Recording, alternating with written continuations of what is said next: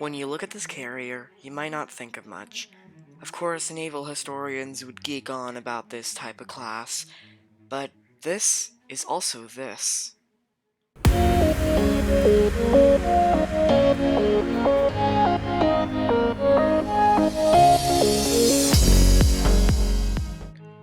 In 1941, America was building just another normal C-3 cargo ship. However, with the United States entering the Second World War, it was quickly taken up as an escort carrier to be named USS Barnes, and to be classified as a Bogue-class escort carrier.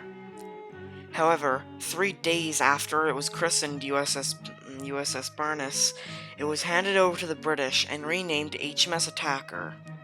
Attacker saw pretty extensive wartime service, escorting convoys all over the Atlantic and even having a couple run-ins with U-boats.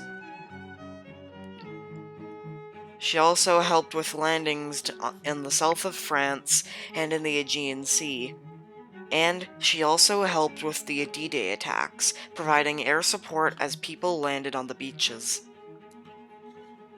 However, after the war, the vessel's future remained uncertain, and there was not really much the Navy could do with a small, outdated escort carrier, especially in peacetime.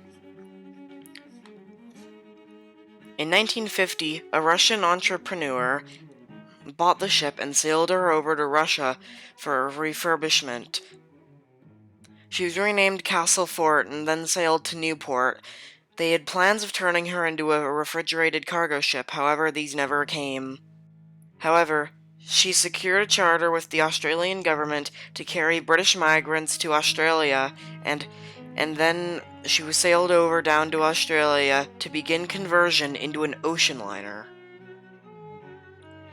For this video, we won't go into all the things that happened during her conversion, because as you can see, the ship looks very different from its World War II stage, and it would just be too hard to describe all of the differences.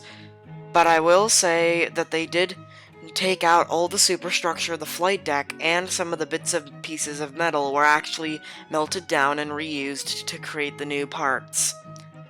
There were also many empty areas because, as you can imagine, when they were building the original C-3 cargo ship, they didn't intend for it to be turned into an ocean liner like this.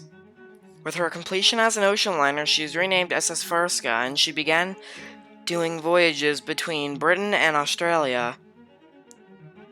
Her decks were designed for long voyages, and she couldn't hold that many people, just to make the voyage seem more spacious. She also had a deep swimming pool aft and 2 restaurants.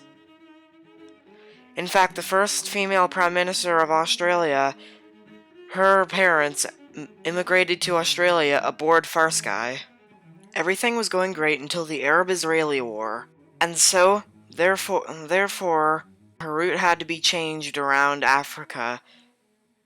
However, she also stopped at many ports, and most of these stops would be overnight, making the voyage actually more spacious and more like a tour around the world.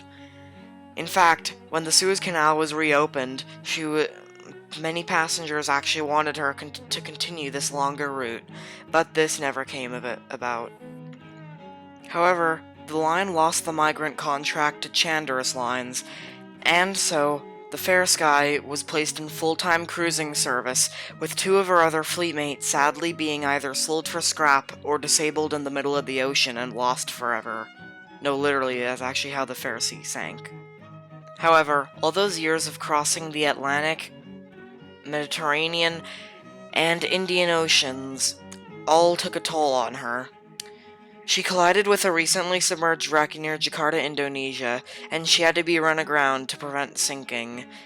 While passengers were evacuated and the ship was temporarily patched up, she continued on to Singapore under her own power. But the extent of the damage became clear, and so they did not make permanent repairs. The vessel was initially going to be sold for scrap. However, a Philippines cruise line bought the ship intending to turn her into a floating hotel. She was renamed Philippine Tourist and sailed over to Manila. However, she suffered a fire, It seems all ocean liners that get bought by Asian owners all catch on fire, eh? She was eventually sold for demolition and arrived in Hong Kong, bringing a sudden and long end to the ship's career. So, what other aircraft carriers were turned into ocean liners? Why did the ship catch on fire? And when will I find a better video topic? That's a very good question. Also, I have a Patreon now. If you like what I do, or just want to help me support myself so that I can make cooler videos, then do donate. I'll just be posting random stuff in return, like updates, recommendations, and you'll be able to talk to me. But if you do want to talk to me, actually, just use my Discord.